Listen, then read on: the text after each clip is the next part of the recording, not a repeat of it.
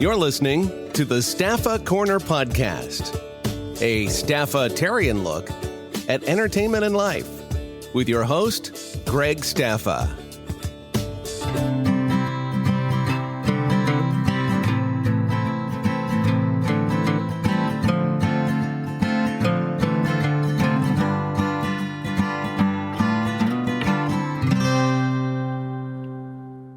My guest this episode is talented actress Sophia Woodward. She is best known as playing Luna on the Loud House Christmas special and the other Loud House episodes. Sophia, thank you for joining us today. Thank you for having me. I want to get started a little bit about your childhood. I grew up in the same house. I lived there until I was probably about 18, and then I moved out. But growing up, you were born in Oklahoma City, and you ended up moving around a lot from to Virginia, Montana, California, New Mexico. What was that like growing up? I'm always super fascinated by people that are born and grow up in one house their whole childhood. I think that's super cool. But I did have the unique experience of moving around a lot. I think it made me like a very adaptable child.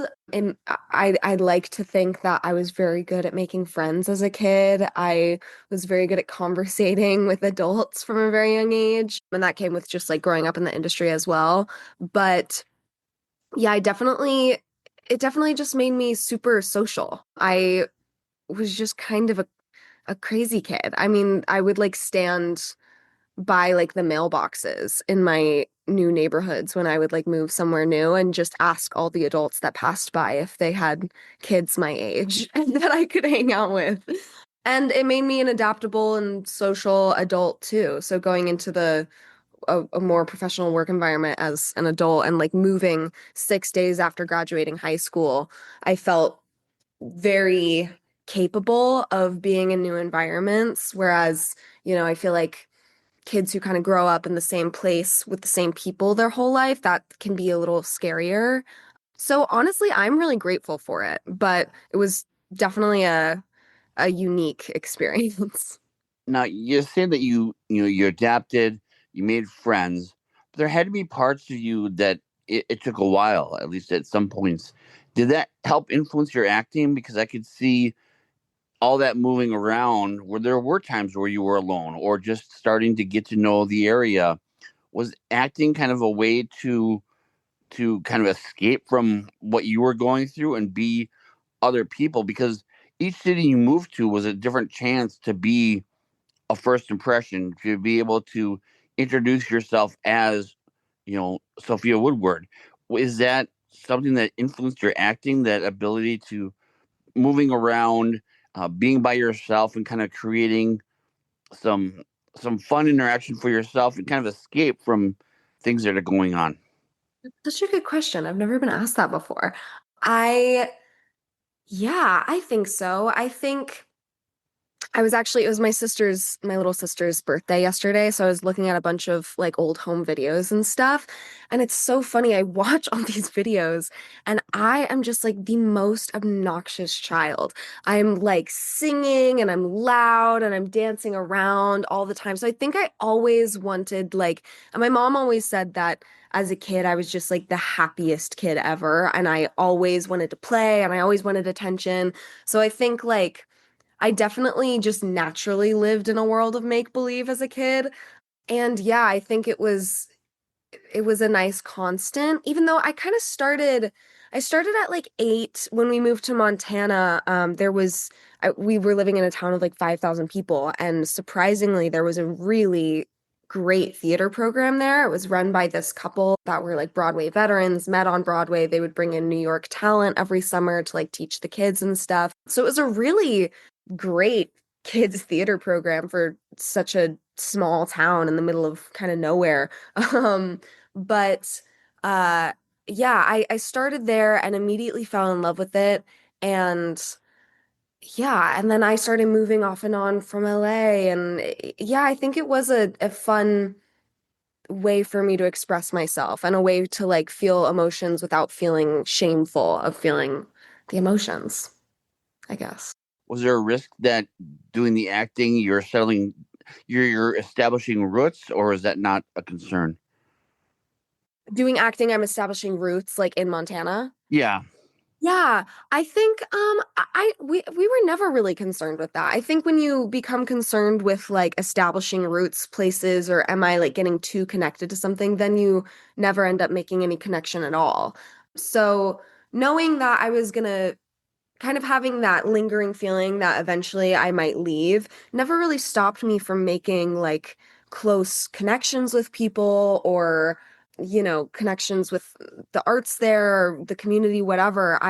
If anything, it's only helped me. I still go back to Montana here and there. I have friends all over the country now from all of the places I've lived. And especially working in the industry, you meet so many people that live all over the world. So yeah, that's never really stopped me. I have to ask, you had kind of said that you were, I forget the word that you use, but a little bit of a crazy child. Yeah, yeah. When you moved to a new city, Mhm. was there any temptation as a woman that, or as a child that was interested in acting? Was there ever an opportunity where you created kind of a new persona for yourself when you moved into a new town? I think like it was never conscious if that was the case, but I think I'm very good at like switching hats. I've been told one of my favorite compliments from people is that I do feel like I'm very good at making people feel comfortable around me pretty quickly. And I think that comes from being adaptable and learning how to socialize flexibly at a very young age. But I don't think I ever consciously would put on a different persona. I just think I liked talking to people. I liked meeting people, and I think it's definitely rubbed off on me as an adult. I love meeting new people now. I'm constantly making new friends everywhere I go. So yeah, I don't think I've never felt like I shouldn't be myself. I've always felt very like authentic to who I am. So I've never consciously put on a different persona. Now, you started musical theater when you were around 8. Mhm. At what point did you realize that this was something that would be a profession and not just a fun little thing that you do on, weekends or nights and stuff like that? Yeah.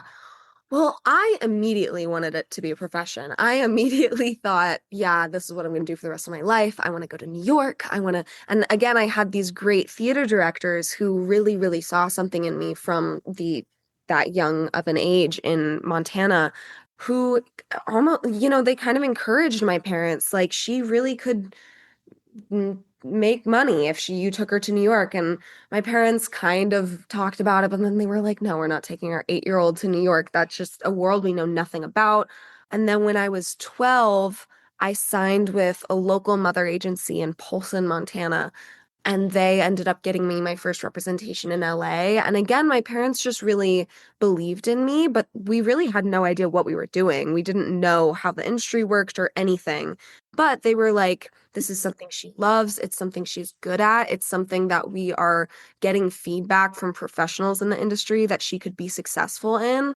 So why not just give it a try? So when I signed with, some LA representation, we kind of came out, my mom, my little sister, and I came out for episodic season just to kind of see what happened. And I ended up booking my first job, which was a recurring guest star on the Fox show Lethal Weapon. And, I mean, once you start booking, once you start auditioning, it's just kind of a snowball that keeps rolling. And to kill that momentum would be just such a shame. So it was kind of something that, again, we were like, sure, we'll try it. And here I am. And I'm, a working actress. So I'm very grateful and to have parents that really believed in me and wanted to see me succeed and wanted to fuel my dreams and my ambition. So I knew from the moment I stepped on the stage that that's what I wanted to do. I wanted it to immediately become a profession, and it took a couple years, but we really did get there. How well does the industry do? I mean, here you are, a family from Montana, and people are telling you, yeah, she's good enough. Yes, she can do it. But I mean, I'm from Minnesota. Everything I hear about, LA is it's cutthroat. I mean, people don't realize that it's basically you're going to a temp agency often trying to find work as an actor. I mean, how Mhm. well do the people that are telling you all these positive things also preparing you for, Lethal Weapon lasted for a couple seasons, but then it got, canceled.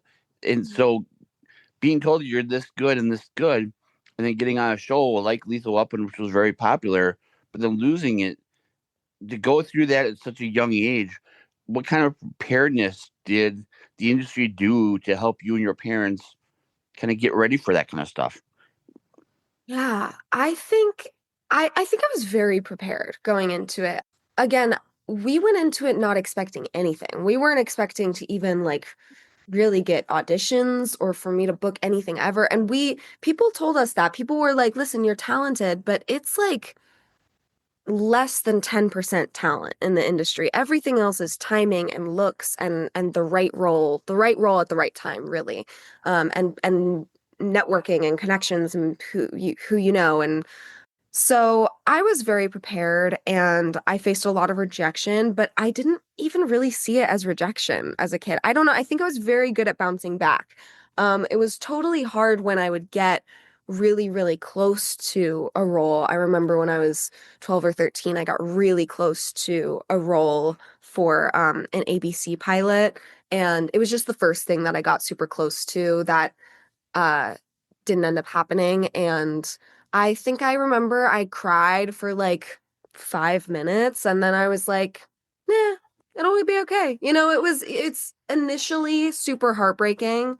But I think in order to survive in this industry, you just have to have the thought process and the mindset of what is meant to be will be, and what's meant for me will find me. And you just have to trust that because otherwise you'll just drive yourself crazy. But yeah, I was pretty prepared, I think. Did all the moving around that you did help prepare you for that? I mean, one day you're on the Lethal Weapon set, the next day you might be on the Loud House Christmas set. So it's like going from Oklahoma to Montana or stuff like that. Did all that moving around, getting introduced to new people, did that translate into being on different film sets, having different directors, having did the two kind of correlate in how you were brought up, how you adapted and learned to adapt to each situation? Yeah, absolutely. I just think that that kind of bleeds into every aspect of my life because it was so a part of who I was growing up. But yeah, I think my parents very much raised me to be super adaptable and like be okay in the chaos. And I feel that I'm a very restless person now. I feel like I get super I don't want to say bored, but kind of bored easily. I feel like I constantly need some sort of stimulation. So even now where I'm in between projects, I'm just like I'm going crazy. I need something to focus on, something to work towards. So yeah. You went from Lethal Weapon, and then tell us how you got the role as Luna. Yeah, so I got the role as Luna. COVID had happened, which had kind of stalled the whole industry, as we all know. So then in about February or March of 2021, I got the casting call for Luna and I auditioned. And the casting director, Cheryl Levine, I really owe it all to her because she really, really saw me in the role. They were having a really hard time casting Luna. Luna was the last role they cast for the movie. She said they were having a hard time finding someone of my generation and, like a 16-ish-year-old trying acting like this kind of punk alternative rocker character. Very like we kept kind of referring to Joan Jett and like Angus Young. We made a reference to Angus Young in The Really Loud House. So it was hard to find a 16-year-old that could truly like embody that also had the musical ability and the singing and all of that stuff.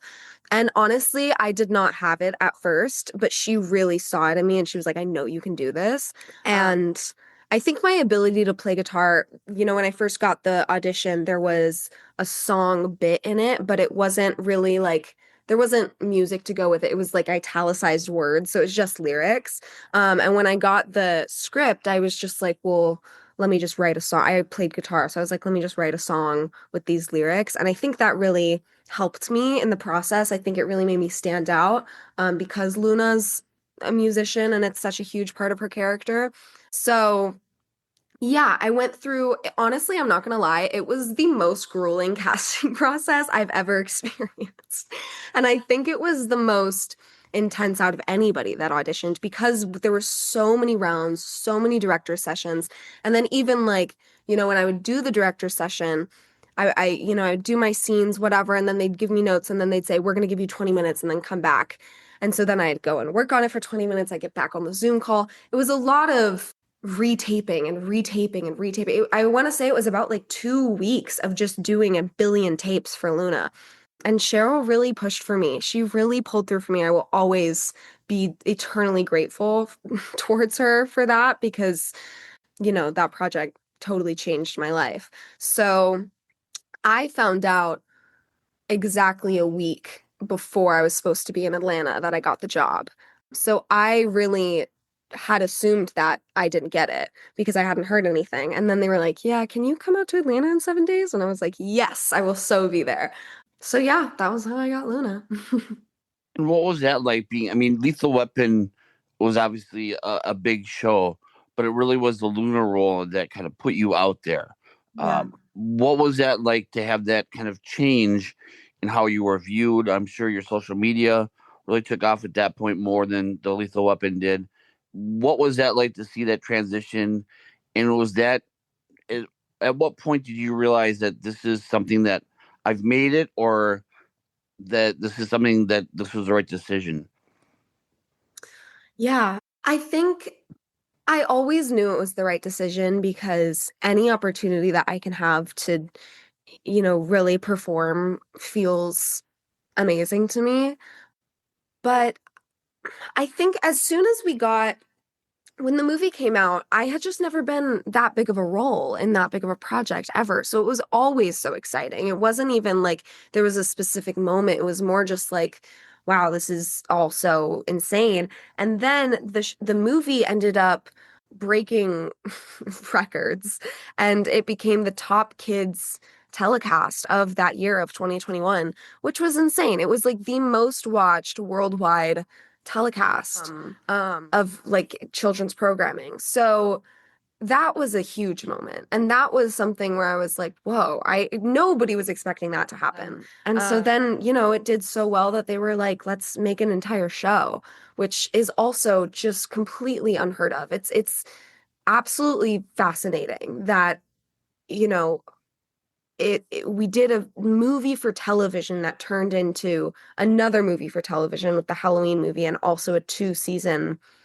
episodic show. That's just unheard of. And it really is a testament to the story and the characters and I mean the audience that it already had with the cartoon. It's such an incredible blessing. Now you're at an age now where you've done like the Lethal Weapon, where you had the child role, you had the Luna role, where you were a younger role, but now you're a young adult, and Mhm. so you're seeing. Are you seeing the casting kind of being like a teeter totter, where it's like one role they want you to play the younger, child type thing, and another role gets offered that they want you to play a young adult? How is that kind of teeter tottering going, and how is that influencing your roles? Are you trying to find more dramatic adult roles? Do you appreciate the still being younger, cute younger roles? How does that kind of influence the roles that you're looking for and the roles that you're taking? I mean, again, I'm not picky. I really do just love to perform and I love to act and I love anything that feels like a challenge or anything that comes naturally. I am not going to really discriminate against a role.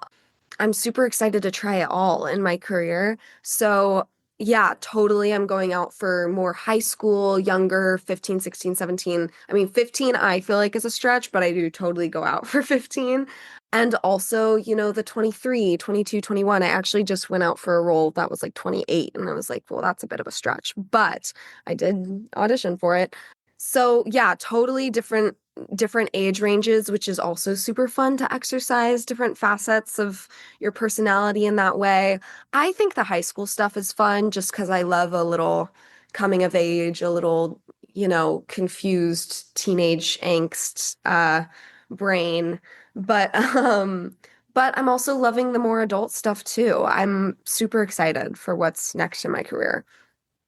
Is there an unfair, I don't even want to say unfair, but is there an added burden added to women? Because I would assume, having had these child roles or childhood actor roles, that there is an added pressure as a young woman to represent yourself for other children, for other young women, to be a role model. Um, Mhm. but Tom Hanks, never says, I'm a role model for young men.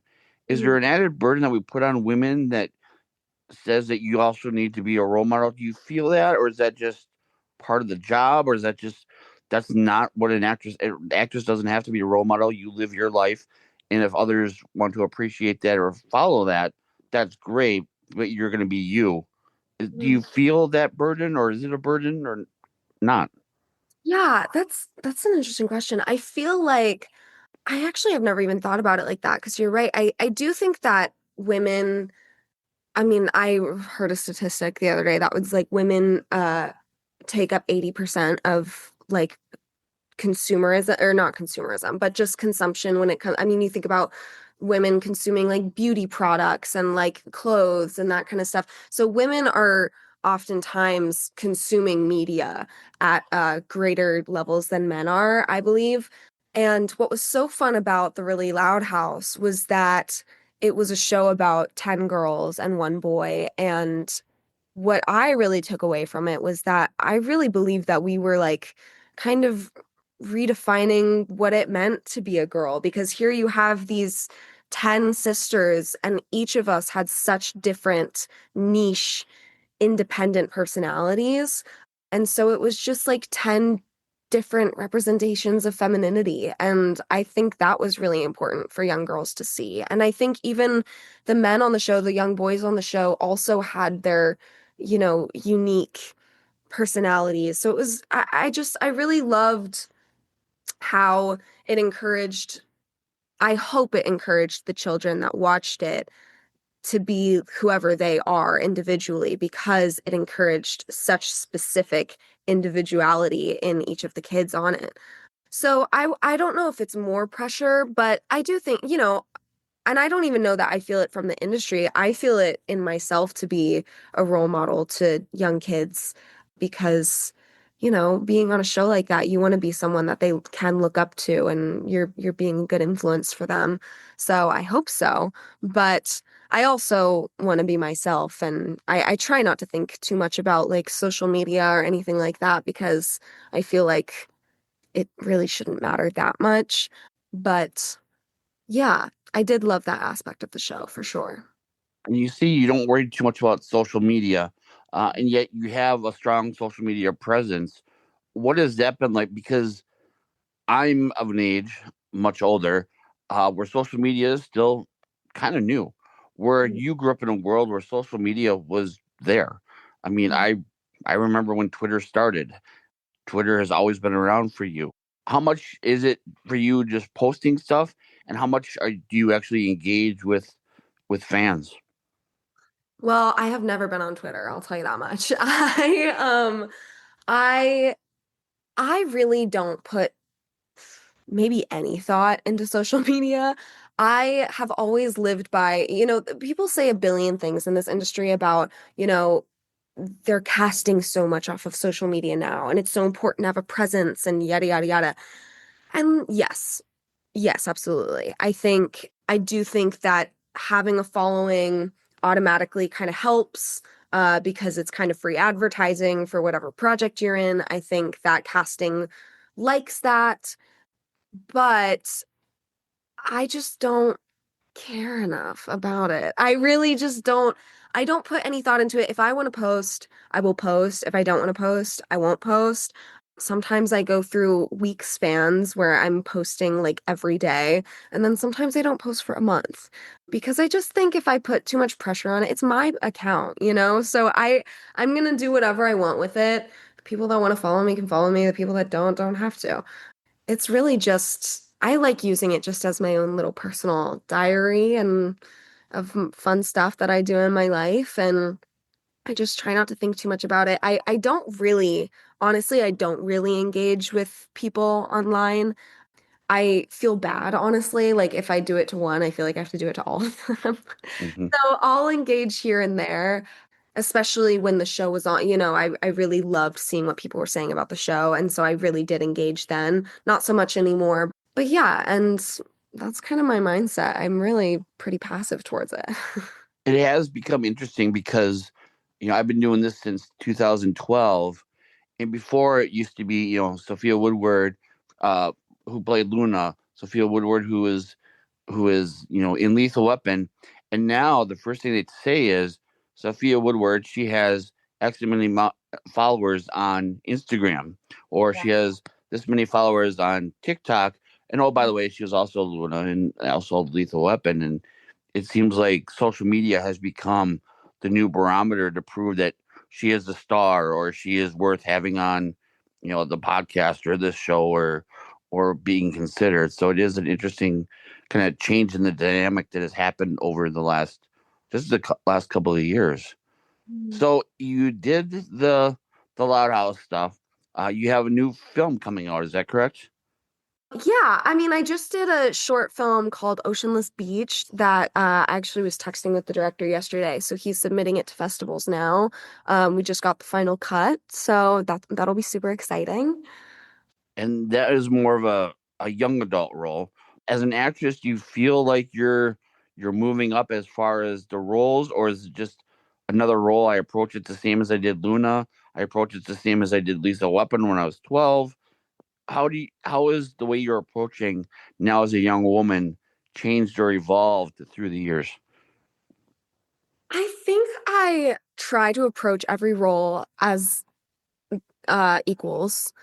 No role is more important than the other. But I think I've become a lot more comfortable in my abilities as I've aged. I think I put a lot of pressure on myself as a kid. I had a lot of anxiety. I think I was always really, really concerned about being perfect and everything being like incredible and like nothing I've ever done before. And that's just a bit unrealistic. So now I think my only concern is being authentic, and my only concern is being real and true to the character, true to the script, true to the given circumstances, and enjoying it and having fun and making sure that I'm staying true to myself and my character through it all. My character as the written character and my character as myself. So I think I've grown into that, and that's definitely how I've changed and shifted my perspective as I've gotten older. And are you excited for the possible film festival circuit to be coming up in the next year for you? Yeah, absolutely. I mean, we'll see who knows, but I'm proud of this character and I love the team that I worked with on it. So it'll be interesting to see what happens. I go to South by Southwest in Austin often, so Oh, maybe we'll see you nice. there. Yeah, maybe I'll be there. We'll see. One of the questions that inherently gets asked is, what advice would you give to young women that are thinking about coming into acting? And I do want to ask that. But first, I want to ask, what advice would you give for parents?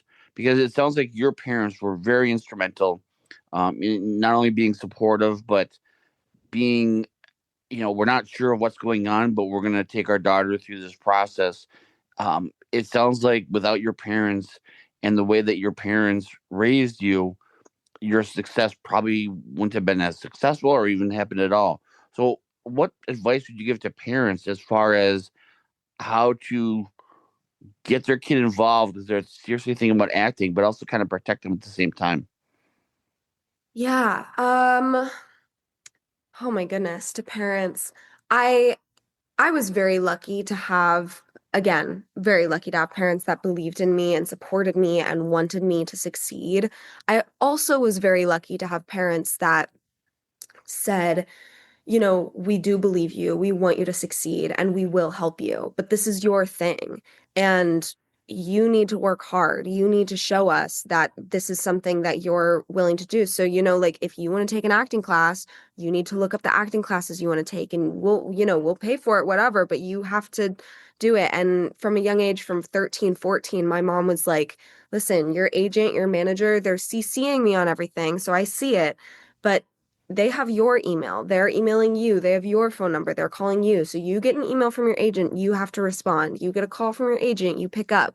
You're having these communications, which was super helpful to me because not only did it teach me how to have business relationships from a young age, it also allowed me to have had such a strong foundation with my representation from these young ages that now at 21, I've known these people for almost 10 years and they've known me for almost 10 years. And as opposed to my mom kind of being the main middleman or whatever.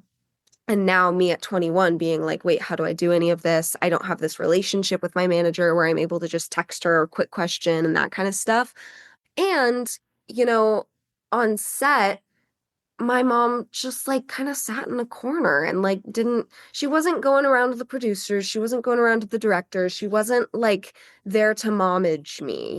She wasn't a momager. She was just there to make sure I was being safe, making sure I wasn't being taken advantage of in any ways, making sure I felt comfortable walking me around, and I think that really helped me. It made me very independent. It made me have the ability to have uh in-person business professional relationships with adults. And I think it also made me a more impressive kid to these, producers and casting directors in their eyes when I was younger. So that was a long thing, but I guess advice to parents would be make sure it's your kid that's wanting to do it and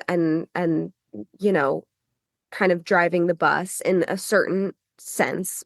Make sure you're not making them do anything they don't want to do because this industry really can be super soul-sucking if you're doing things that you don't want to be doing. And and also like the biggest thing is just make sure they're safe because there are people that absolutely want to take advantage of kids and just people in this industry. So obviously always be with your kid, never have your eyes off of them. Yeah, those would be my my advice to parents, but to children, I'd say it's all play. I'd say it's all play. Don't put too much pressure on it. Don't put too much pressure on yourself. Don't be afraid of looking like an idiot. The best work happens when you feel like an idiot. The best work happens when you feel like you look like an idiot. And also, the thing that everybody says that if you can see yourself doing anything else, do that thing.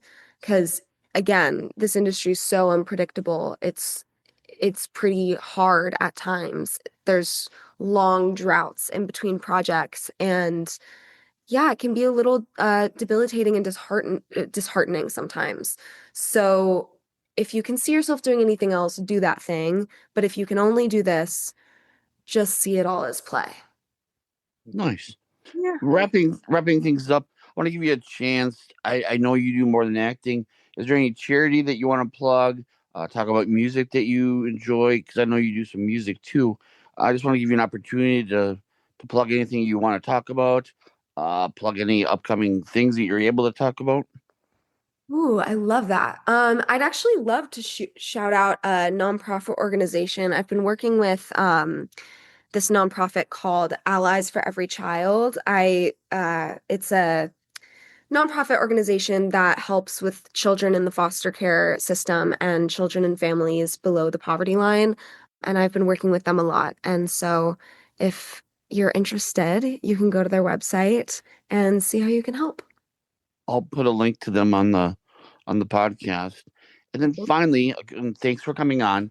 Finally, when we talk about Sophia Woodward, it's often Sophia Woodward who played Luna.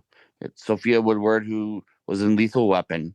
But when you get up in the morning and you go into the bathroom and splash a little water on your face and look in the mirror, who is it that you see? Huh, that's a good question. I just see, I don't know, I see somebody doing her best. Somebody who loves her friends, somebody who loves her family, somebody who's just excited to be here. That's really all I see. Nice. Well, Sophia, thank you for taking your time and coming on. Really appreciate it. I look forward to seeing how you do on the film festival circuit coming up, and look forward to seeing where your career takes you. Thank you so much, Greg. This was so much fun.